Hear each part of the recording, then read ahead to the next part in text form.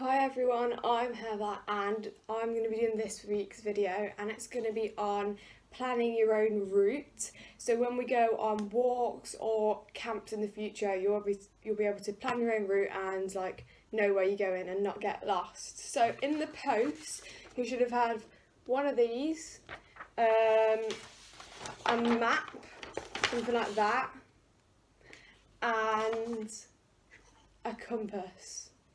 So that's what you'll need to start with. And then in this video, we're going to be covering how to plan it, and then the three main kind of things are magnetic bearings, grid references, and contours, which are to do with height. So I'll show you how to do them now. So the first thing you're going to need to know how to do is six-figure grids. So I'm just going to demonstrate how to do that now. So I'm going to pick a point and we're going to go with this deep beck stony rig here.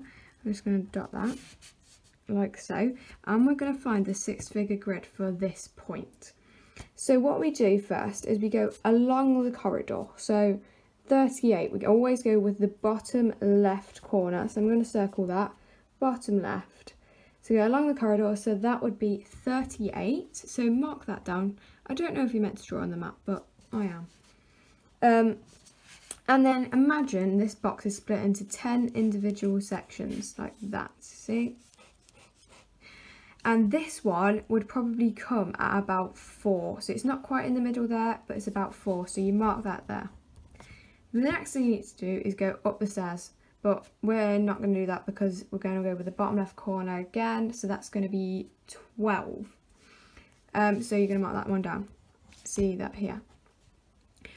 And then this time we're going to go up this side into 10 sections.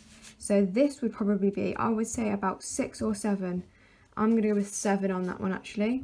So this point here at Deep Dale Beck Stony Rig would be 38, 4, 1, 2, 7.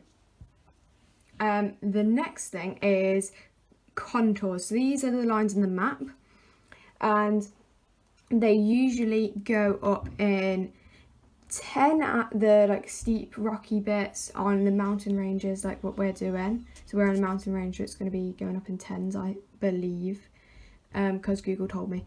And on flatter areas they usually go up in 5s when there's not as much height, so these represent height. If you want any more information, Google it, because that's what I did. So yes, let's get on with the video. So for today's video, I have planned a nice simple route, but this is not on the map that you have, so you're going to have to pick your own route to plan. Don't make it too complicated, just make it nice and easy. It doesn't have to be too long, just as long as you've got a few different steps and you get the general idea of how to do it. So I'll show you my route now. So this is my route here that I've marked off in orange, just so you can see it. And also, if you can see the black dots, they're all the manageable chunks that I've done. So they're not too big, they're not too small, and there's 7 chunks. You can do less if you don't want to do so many, or you can do more if you're feeling ambitious. So the first thing, we're going to plan a couple of the points together. So let's start on that. The first thing we need to do is to find a grid reference. So for this, we're going to start at this car park here. So this box I know is 31, and then you go across, and that looks maybe about 6 or 7 up here. Yeah, 6 or 7. And then this box here is 16, remember, bottom left hand corner. So that's about 16. So you go up. And then that looks about 9, I would say. 9, maybe 8, but I'd say 9. So you put 31, 7, 16, 9, or whatever your one is with your grid references. So you write that down in the box that says start here. It says start, so you go 31, 7, 16, 9. Yours will be different, and that's okay. So the next thing on this list here is a magnetic bearing. Now, people think that these are quite hard, but they're actually a lot easier than it seems. So what you need to do, you need to mark off your first point that you want to go to, and then you need to line up this edge of your compass, so like line up what direction that you want to go in. Then on your compass there's going to be these lines like that, and I want you to like match them up with the lines that are on the map, so these vertical lines here that go down. So put it back in place, and then line them up with the vertical lines, not the horizontal ones, the ones that go like up and down.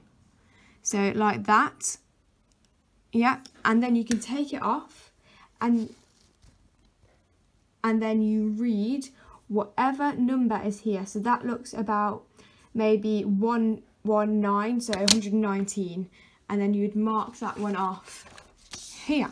So 119. Distance in kilometers. So my compass actually tells you a distance. I don't know if yours does that, but this is an OS map, and it's so 1 centimetre on this map equals 25,000 centimetres in real life. So essentially 4 centimetres is a kilometre. So this is what you've got along here. This is like a kilometre, if you've got that. If not, just use a ruler. So this one, so we see that's 1 kilometre, and then a little bit more, so maybe 1.2 kilometres I would say for that one. So you mark that one off.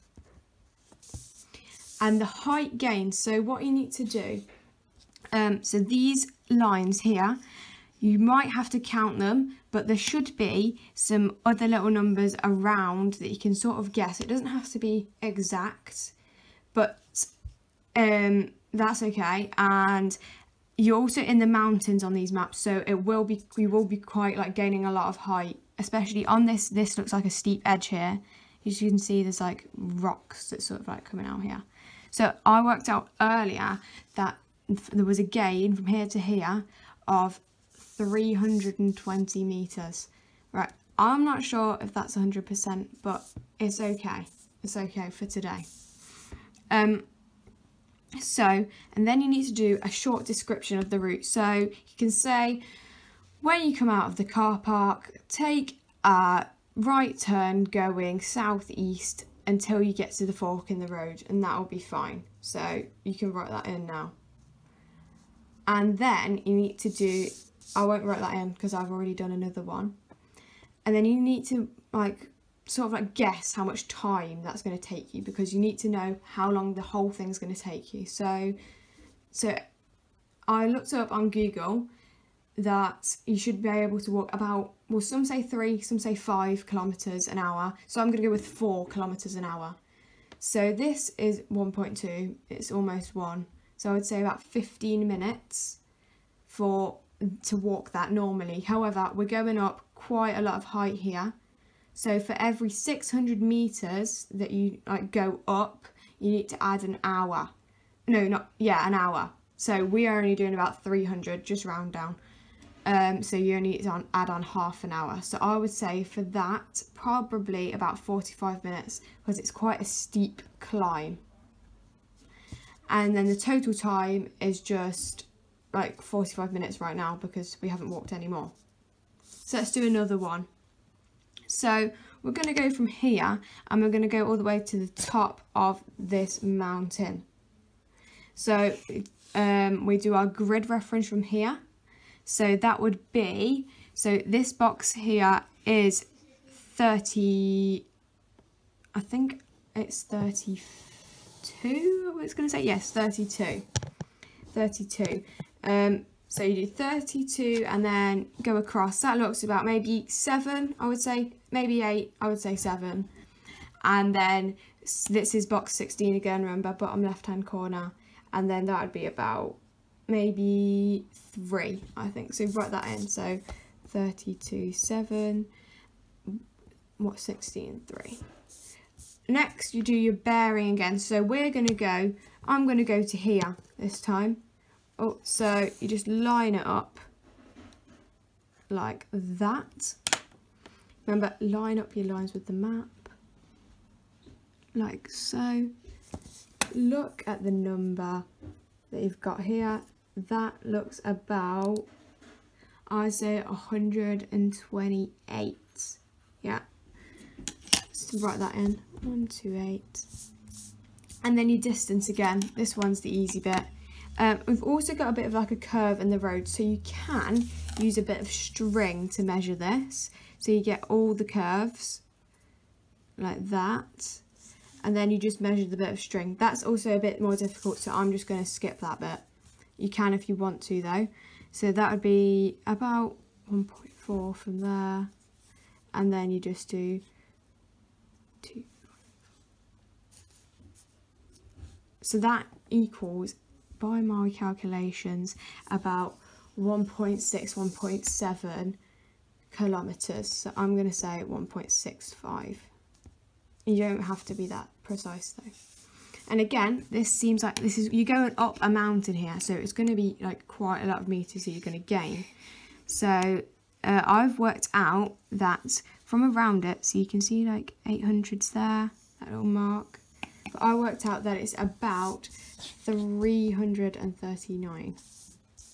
And then the description of the route, you can go, when you get to the fork in the road, take another right turn heading further southeast and keep following that path straight until you reach a bridle way. So the bridle way is the longer green lines and the footpath is the shorter green lines that are all in like a row. You can see it around. So this is bridle way and this is footpath.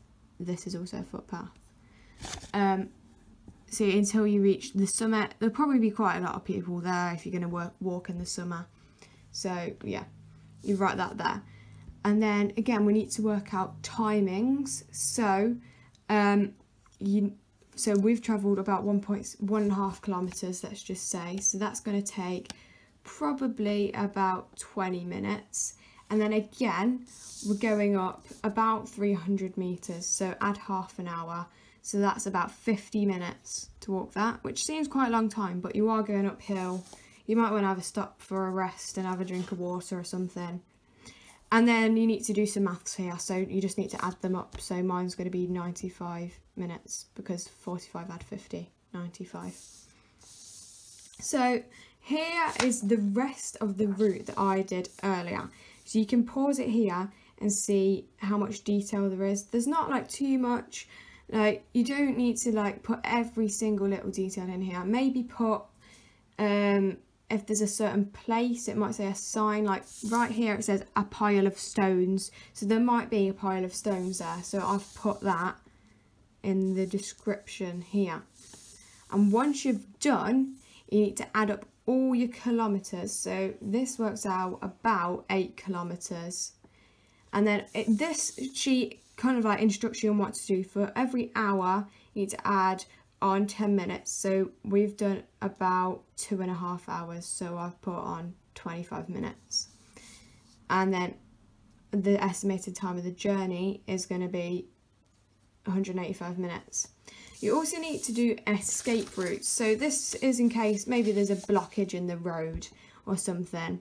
So here, instead of like going back down, instead of going back down the mountain this way, which we planned, you could maybe come down that way and there might be a car park. Or instead of going round this way, you might have to, in case like there's a blockage there, you could go around another way, just to show you, like, in case you get like lost or something, not lost, in case there's something in the way, you've just got another way to go and you don't get lost.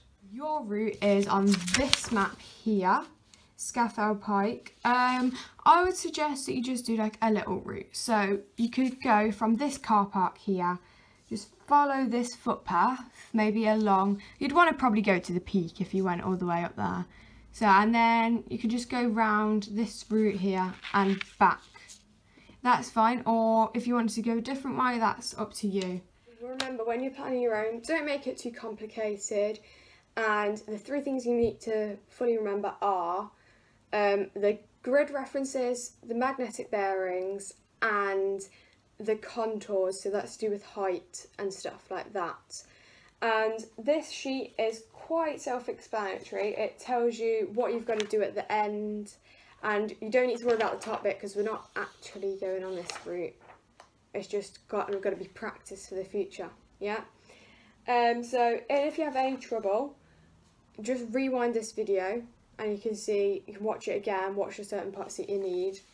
And also I'll take a photo and add it of my route plan and add it to the end of this video, so you can pause and see how much detail you need to do. You don't need to do that much detail, so don't worry. But good luck guys, and bye.